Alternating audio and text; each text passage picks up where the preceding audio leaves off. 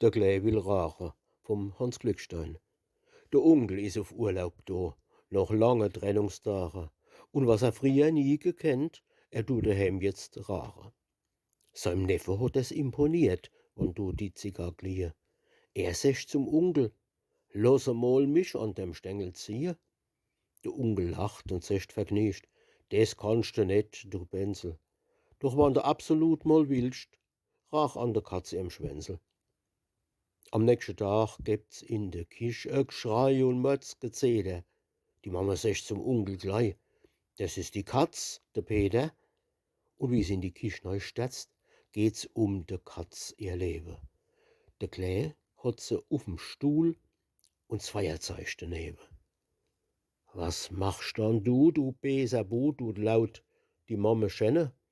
„Ich möcht gern rauchen, aber guck, der Schwanz, der will nicht brennen."